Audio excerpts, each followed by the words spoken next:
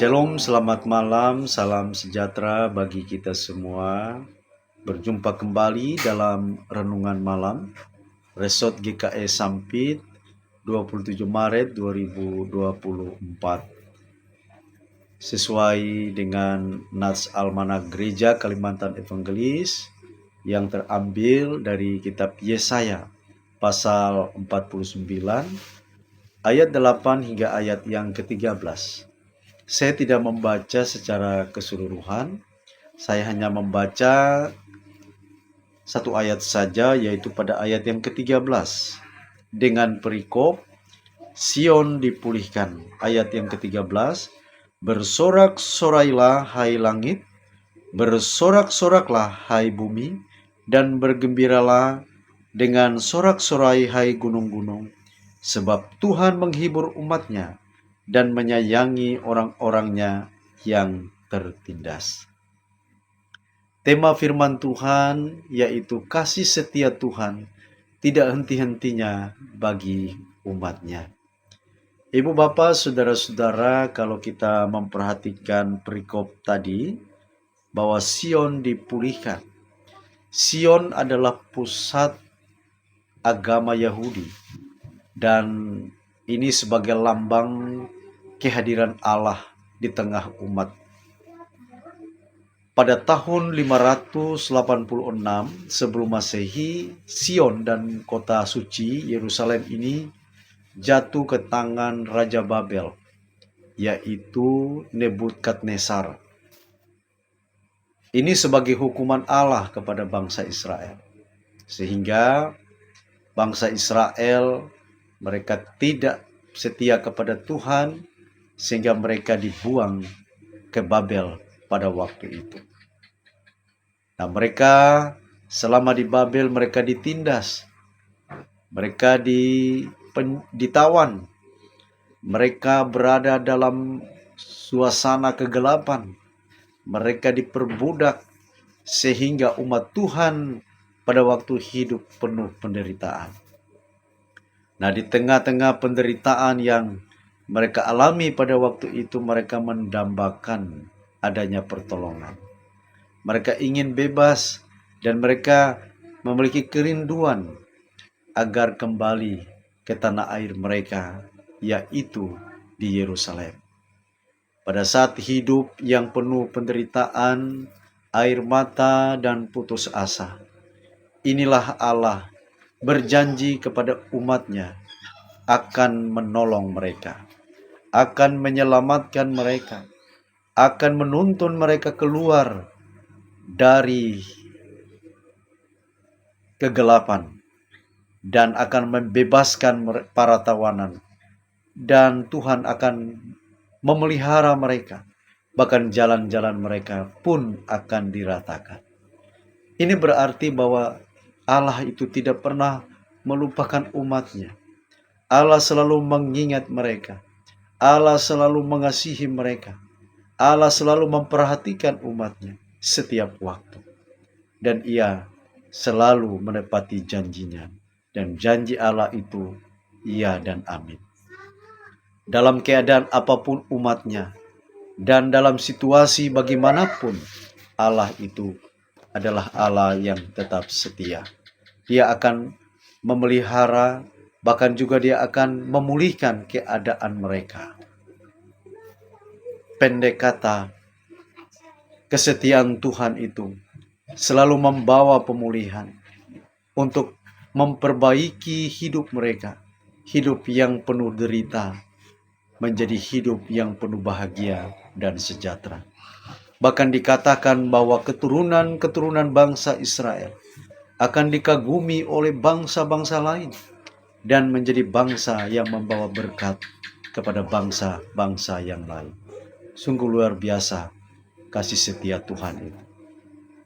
Bapak, Ibu, saudara-saudara yang diberkati oleh Tuhan, pengalaman bangsa Israel di pembuangan di Babel, hidup yang penuh penderitaan, air mata, dan putus asa, menjadi contoh bagi kehidupan kita sekarang ini.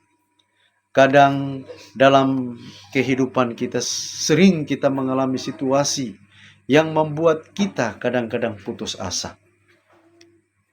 Sehingga kadang kita berpikir bahwa Tuhan telah meninggalkan kita. Seringkali kita berpikir bahwa Tuhan tidak lagi peduli terhadap pergumulan yang sedang kita hadapi. Tetapi pengalaman bangsa Israel ini menjadi contoh bagi kita bahwa dalam keadaan apapun, Tuhan itu tetap senantiasa setia menyertai dan memelihara kehidupan kita. Dan ini terbukti dalam sebuah pernyataan Raja Daud dalam Mazmur 23 ayat yang keempat. Di sana dikatakan, sekalipun aku berjalan dalam lembah kekelaman, aku tidak takut bahaya, sebab Engkau besertaku. Artinya, pada saat-saat kehidupan Daud mengalami bahaya, mengalami kesulitan, dan bahkan bahaya kematian, Daud tidak takut. Mengapa demikian? Karena Daud yakin bahwa Allah selalu memperhatikannya, Allah selalu melindunginya, Allah selalu memelihara kehidupan Daud.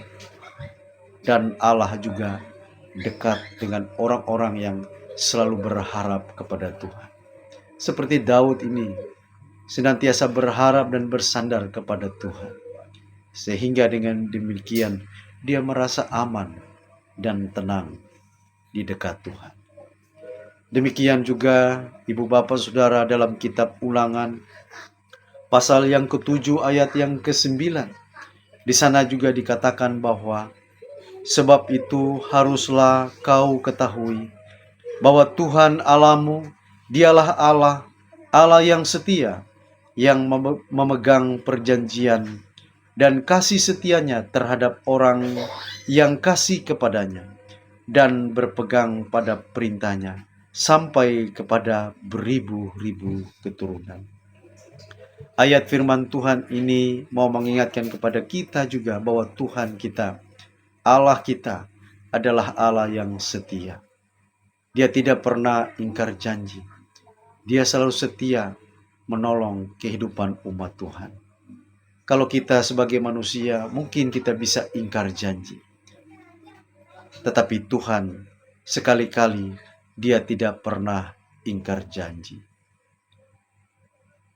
Tuhan tidak pernah berubah dari dulu sampai dengan sekarang ini. Tuhan menyertai bangsa Israel. Kalau dulu Tuhan menyertai bangsa Israel, maka sampai dengan hari ini pun juga Tuhan itu tetap senantiasa menyertai kehidupan kita sebagai anak-anak Tuhan. Oleh sebab itu kita perlu merubah sikap kehidupan kita. Kalau kita menghadapi penderitaan, keputusasaan di dalam hidup ini oleh karena pergumulan, lalu kita berpikir bahwa Tuhan tidak lagi mempedulikan kita. Sekarang ini kita harus rubah pemikiran kita bahwa sekali-kali Tuhan itu tidak pernah ingkar janji. Dia selalu setia memelihara dan menolong kehidupan kita. Oleh sebab itu yang harus kita lakukan di dalam hidup kita adalah, maukah kita mengandalkan Tuhan di dalam hidup kita, ataukah kita mau mengandalkan manusia yang terbatas? Nah, mari kita mengandalkan Tuhan. Marilah kita menjadikan Tuhan sebagai sumber kekuatan satu-satunya di dalam kehidupan kita. Seberapa besar persoalan yang kita hadapi di dalam kehidupan kita, yakinlah bahwa Tuhan akan setia dan berjanji akan menolong kehidupan kita. Tuhan memberkati firman-Nya dan memberkati kita semuanya. Mari kita berdoa.